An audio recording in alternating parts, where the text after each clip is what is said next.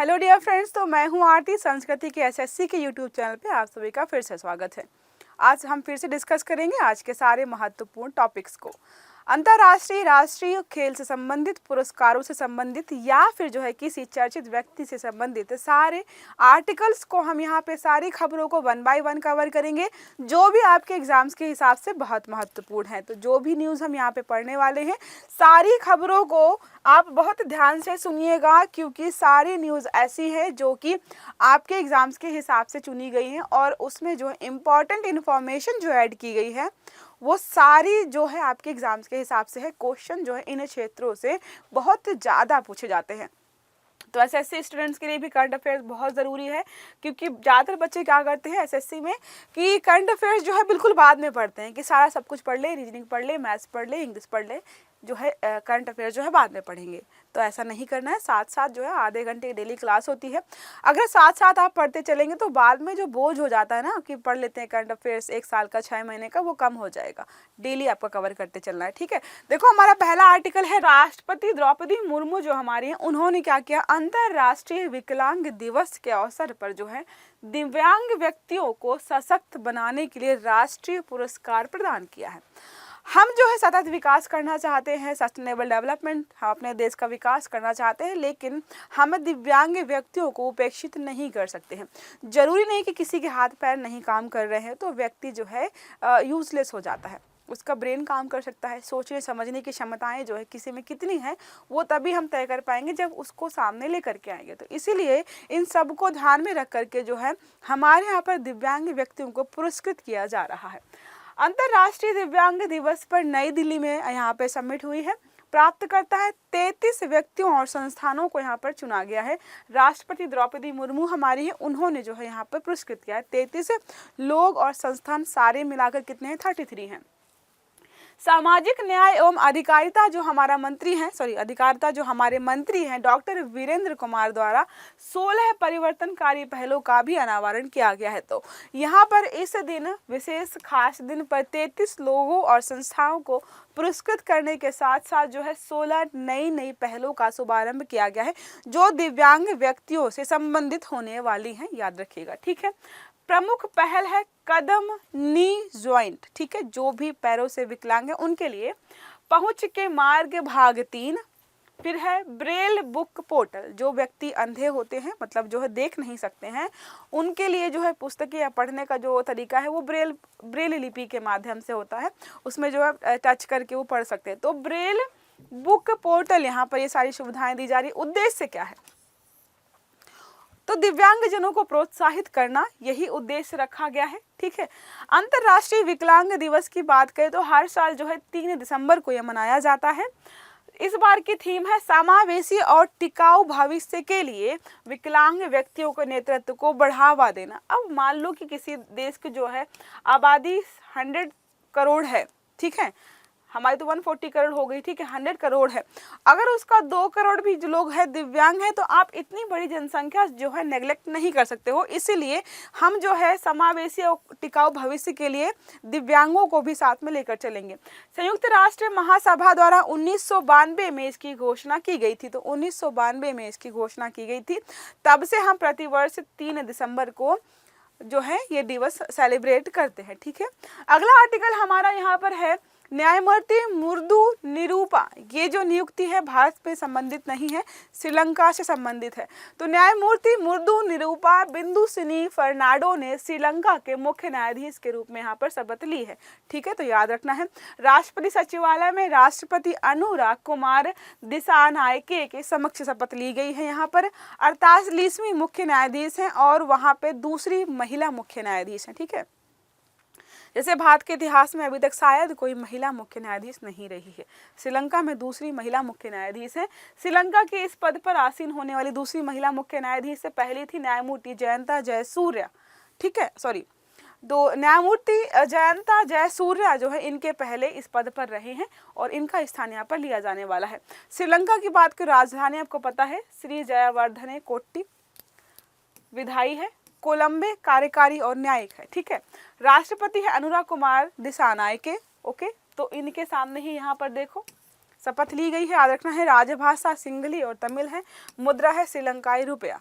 सिंहली तमिल याद रहना चाहिए, इतना इन्हीं दो लोगों को लेकर के यहाँ पे इशू होता रहता है। सिंहली 18 शायद 86% है या 84% है, बाकी जो है तमिल भाषी लोग हैं, इनके बीच विवाद वहाँ पर चलता रहता है। पवन कांपले ने एशियाई स्पोर्ट्स गेम्स में ई फुटबॉल में कांस्य पदक जीता है। ध्यान देना, ई फुटबॉल मतलब अगर मम्मी बोले कि फ़ोन में क्या गेम खेलते रहते हो, कोई फ़ायदा नहीं है, तो देखो यहाँ पर ई फुटबॉल मोबाइल गेम्स, आजकल बहुत सारे कंपटीशन होते हैं, तो मोबाइल पर जो है ई फुटबॉल मतलब फुटबॉल खेला गया, उस पर जो है कांस्य पदक मिला है। किसको? पवन कामपेली को। तो इनकी मम्मी को गर्व हो रहा हो, सही फ़ोन में गेम खेलने दिया, कुछ तो काम आ रहा है। तो football sports simulation e sports किताब में भारत का पहला पोडियम फिनिश था, ये पहली बार था। पवन मिस्टर टॉमबॉय के नाम से यहाँ पर फेमस ऑलरेडी है, ठीक है, इनको जाना जाता है। इंडोनेशिया के 2022 ई फुटबॉल विश्व फाइनल विजेता मोबाइल जो आसगार्ड अजीजी को 2-1 से यहाँ पे हराया है। तो ये जीते हैं, इन्होंने जो है ऑलरेडी 2022 में जीतने वाले आसगार्ड विजेता जो है आसगार्ड अजीजी को जो है यहाँ पर हराया है, ठीक है। अगर बात करें ई स्पोर्ट्स गेम के बारे में, अगर जिसको नहीं पता है कि एशिया में जो है ई स्पोर्ट्स गेम, अगर आप कोरियन वेब सीरीज वगैरह देखेंगे तो वहाँ पे अच्छे खासे लेवल पर गेमिंग वगैरह होती है। तो ऑनलाइन गेमिंग के वहाँ पे जो है कॉम्पिटिशन्स होते हैं। आयोजन बैंकॉक थाईलैंड में होता है। ई फुटबॉल में जो है TXRO थाईलैंड स्वर्ण, रजत मतलब पार्कजी दक्षिण कोरिया, और जो है कांस्य पदक जो है हमारे भारत से है पवन कामपिली। ये सब तीनों को यहाँ पे नाम दिया गया है। अगला आर्टिकल हमारा है फिल्म फेयर अवार्ड्स, लेकिन कैसे? OTT। आजकल OTT बहुत चर्चा में है। नेटफ्लिक्स, अमेजॉन प्राइम, जियो सिनेमा और MX प्लेयर और भी बहुत सारे प्लेटफॉर्म्स हैं जहाँ पर जो है वेब सीरीज, मूवीज़ और जो है सीरियल्स लॉन्च किए जाते हैं। तो उनके लिए यहाँ पर जो है अवार्ड फंक्शन यहाँ पर रखा गया है। तो यहाँ पर देखेंगे किसको किस श्रेणी में पहला, दूसरा, तीसरा अवार्ड मिला है। करीना कपूर को मिला है बेस्ट एक्ट्रेस का अवार्ड। आयोजन यहाँ पर 1 दिसंबर मुंबई में किया गया है। संस्करण है 5वां। स्थापना 19 दिसंबर 2020। फिल्म फेयर OTT अवार्ड्स यहाँ पर विशेष। अगर श्रेणी के देखें तो देखो सर्वश्रेष्ठ फिल्म वेब ओरिजिनल्स में जो है अमर सिंह चमकीला, किसने देखी है? जिसने भी देखी तो वो विजेता है। यहाँ पर सर्वश्रेष्ठ निदेशक की श्रेणी में वेब ओरिजिनल फिल्म में है इम्तियाज अली की अमर सिंह चमकीला पहले नंबर पर है। सर्वश्रेष्ठ अभिनेता पुरुष वेब सीरीज दिलजीत दोसांझ, आपने देखा ही होगा, परिणीति चोपड़ा और दिलजीत दोसांझ के साथ। सर्वश्रेष्ठ अभिनेत्री महिला में है करीना कपूर, जाने जान इनके लिए दिया गया है। सर्वश्रेष्ठ सहायक अभिनेता है पुरुष में जयदीप अहलावत महाराज के लिए, ठीक है। सर्वश्रेष्ठ सहायक अभिनेत्री महिला है वामिका गब्बी खुफिया के लिए। सर्वश्रेष्ठ सीरीज है द रेलवे मैन, बहुत बढ़िया है, आप देखना जरूर इसको। सर्वश्रेष्ठ निर्देशक जो है सीरीज के मामले में जिसको चुना गया है तो है समीर सक्सेना और अमित गोलानी। काला पानी, काला पानी श्रीलंका से संबंधित है, आप शायद श्रीलंका से संबंधित आप इसको देख सकते हो, ठीक है। सर्वश्रेष्ठ अभिनेता पुरुष सीरीज जो है कॉमेडी में जो है राजकुमार राव को गन्स एंड गुलाब्स, अगर देखी नहीं तो देखना। सर्वश्रेष्ठ महिला अभिनेत्री है सीरीज ड्रामा में मनीषा कोइराला। हीरा मंडी, हीरा मंडी सबने देखी होगी, बहुत ट्रेंडिंग में था। द डायमंड बाजार। सर्वश्रेष्ठ सहायक अभिनेता जो है पुरुष की श्रेणी में सीरीज ड्रामा है R Madhavan the railway man, ठीक है, ये सब उनसे संबंधित है। सर्वश्रेष्ठ अभिनेत्री जो है सहायक अभिनेत्री, तो महिला जो है सीरीज जो है ड्रामा में रखा गया है Mona Singh made in heaven series 2, ये तो मैंने नहीं देखी, ठीक है। क्रिटिक्स अवार्ड में सर्वश्रेष्ठ अभिनेत्री महिला में रखा गया अनन्या पांडे, खो गए हम कहाँ, ठीक है। सर्वश्रेष्ठ म्यूजिक एल्बम फिल्म में रखा गया है AR रहमान, अमर सिंह चमकीला के जो गाने बहुत फेमस हुए थे, ओके। नेक्स्ट आर्टिकल हमारा है स्पेन में पेड क्लाइमेट लीव। तो क्लाइमेट के खराब होने पर जो आपको लीव्स मिलेंगे। अभी तक क्या होता था कि बाढ़ आ गई है छुट्टी नहीं मिलेगी, क्यों नहीं आए, आ जाते, सूखा पड़ गया है, बाढ़ आ गई है, चक्रवात आ गया, तूफान आ गया, ठंड ज़्यादा है, गर्मी ज़्यादा है, धूप ज़्यादा है, इन सब के लिए आपको कोई छुट्टी नहीं मिलती थी। लेकिन स्पेन ऐसा देश बनने वाला जहाँ पर पेड क्लाइमेट लीव दी जाएगी। देखो क्या है, स्पेन सरकार ने पेड क्लाइमेट लीव की शुरुआत की है। कर्मचारियों को मौसम की आपात स्थिति के दौरान यात्रा से बचने के लिए 4 दिनों तक की छुट्टी मिल सकती है। अब जब प्रेशर होता है नहीं आओ ऑफिस आओ, तो पता चलता है कि पूरा शहर पानी से भरा हुआ, बेचारे पे प्रेशर है, ऑफिस जाना है, तो वो जा रहा है। कई बार जो है लोग गंभीर चोट का शिकार हो जाते हैं, जान चले, तो ऐसे जो है दुर्घटना ना हो तो मैक्सिमम 4 दिन तक जो है आप पेड लीव जो है क्लाइमेट पेड लीव ले सकते हो। यहाँ पर यूरोप के, अगर बात करें स्पेन की, तो यूरोप के दक्षिण पश्चिमी इलाके में या आइबेरियन प्रायद्वीप पर जो है स्थित है स्पेन, ठीक है। अगर ये यूरोप है तो क्या बोला है, दक्षिण पश्चिम, तो इस कोने पर, ठीक है।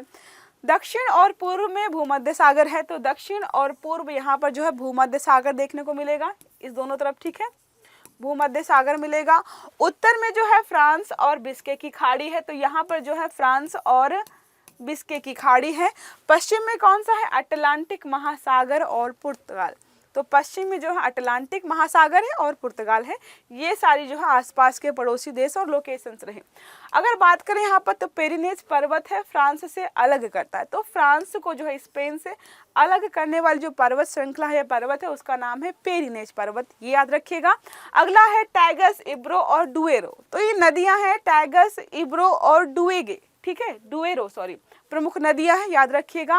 राजधानी है मैड्रिड, मुद्रा है यूरो, यूरोप में है तो यूरो, ठीक है। मैड्रिड स्पेन की राजधानी ये है।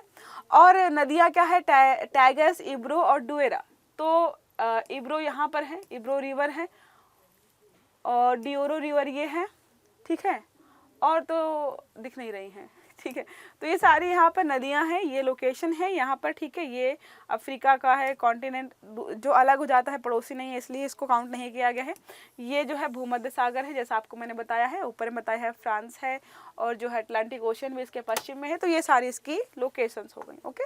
अगला आर्टिकल हमारा है, नया टाइगर रिजर्व बनाया गया है, कहाँ पर, मध्य प्रदेश में, जिसका नाम क्या है जिसका, रातापानी। रातापानी टाइगर रिजर्व कहाँ है, मध्य प्रदेश में है। मध्य प्रदेश का ये नवा टाइगर रिजर्व होने वाला है, ठीक है। देखो क्या लिखा है, रातापानी अभयारण्य को टाइगर रिजर्व घोषित करने की अधिसूचना जारी की गई है।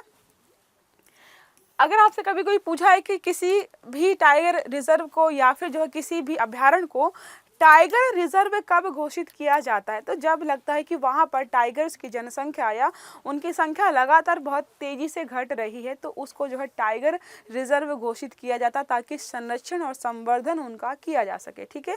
ये पॉइंट आपको बहुत अच्छे से याद रखना है, ओके। तो रायसेन और सीहोर जिले में स्थित है ये, मध्य प्रदेश का नवा टाइगर रिजर्व है, याद रखना है। और 2022 की जनगणना के अनुसार यहाँ पे मध्य प्रदेश में 785 सबसे ज़्यादा यहीं पर है, ठीक है। बोलते हैं बंगाल टाइगर जो सबसे ज़्यादा यहाँ पर ही मिलते हैं, मध्य प्रदेश में ही, नाम भले ही बंगाल उसका रखा गया हो।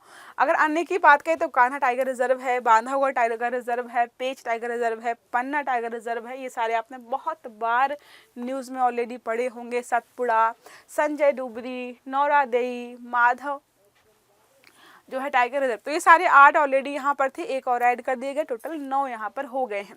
अगर यहाँ पे बात करें बाघ की संरक्षण की स्थिति के बारे में, तो क्या है, वन्य जीव संरक्षण अधिनियम 1972 जो हमारा है अनुसूची 1 में रखा गया है, IUCN की रेड लिस्ट में रखा गया है, इसको बिल्कुल जो है लुप्त प्राय होने की कगार पर है, और साइट्स की जो है परिशिष्टि 1 में रखा गया है, ठीक है। तो ये सारे आपको याद रखने हैं।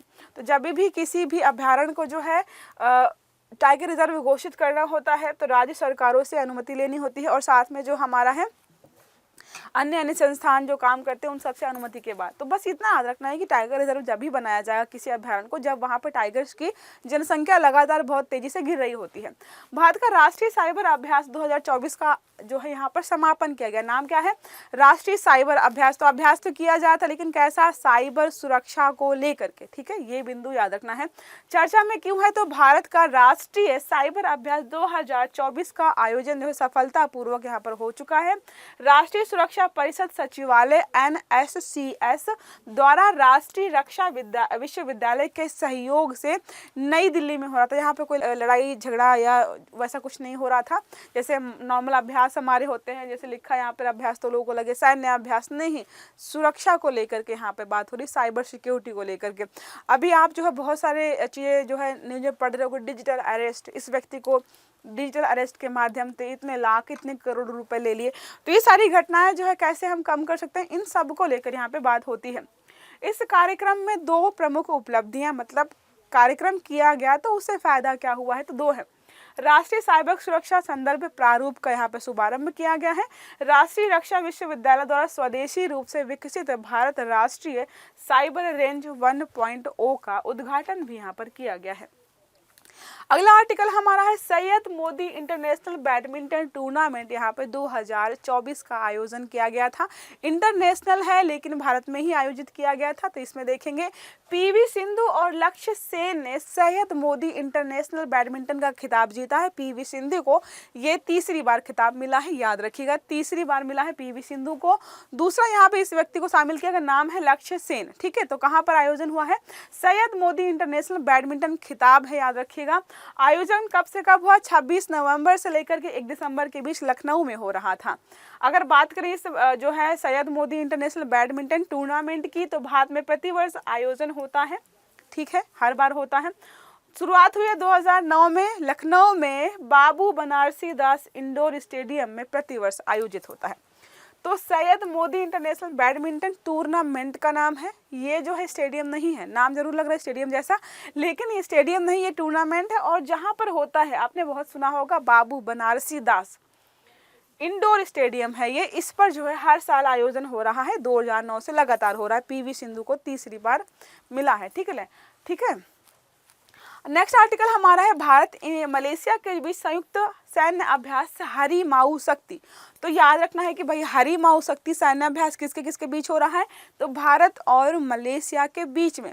और सबसे महत्वपूर्ण बात यह है कि इसमें जो है 2 पड़ाव हैं। तो पहले पड़ाव के तहत जो है जंगलों में जो है ये प्रैक्टिस की गई है कि जंगल में अगर कभी कोई दुर्घटना हो जाए, कभी किसी जो है अपने जो है दुश्मन से लड़ना पड़े, तो कैसे कैसे उस सिचुएशन को हैंडल करना है। तो क्या लिखा है? भारत मलेशिया का संयुक्त सैन्य अभ्यास है। एक बार भारत में होता है और एक बार जो है कहाँ पर होता है? ये मलेशिया में होता है। ठीक है, हरी माऊ शक्ति मलेशिया के बेटोंग कैंप में शुरू हुआ। पिछली बार जो है भारत में किया गया था, इस बार जो है मलेशिया के बेटोंग में स्टार्ट किया गया है। देखो कहाँ पर किया गया है? मलेशिया के बेटोंग कैंप में शुरू किया गया है।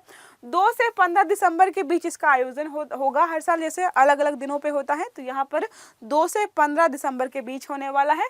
भारतीय टुकड़ी का प्रतिनिधित्व जो है महार रेजिमेंट की एक बटालियन करने वाली है। तो भारत की तरफ से कौन शामिल है? याद रखना है, महार रेजिमेंट की एक बटालियन यहाँ पर शामिल हुई है।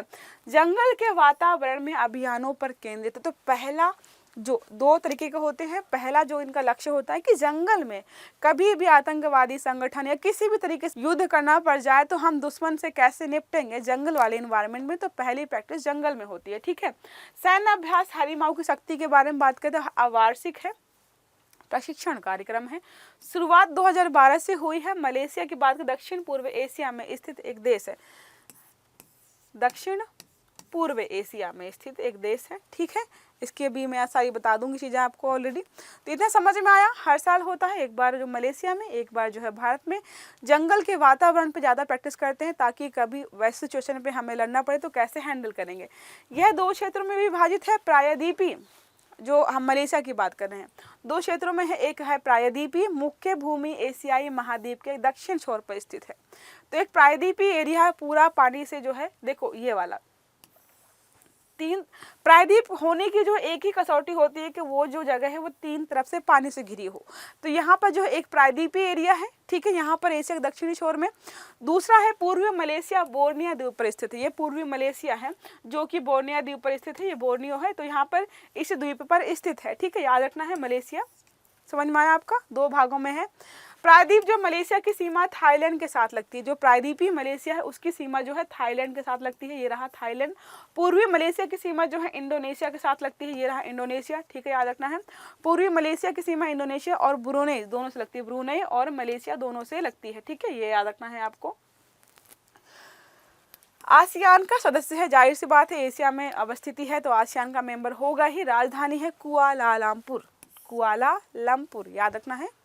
जो है कैपिटल क्या है? कुआलालंपुर। ठीक है, कुआलालंपुर।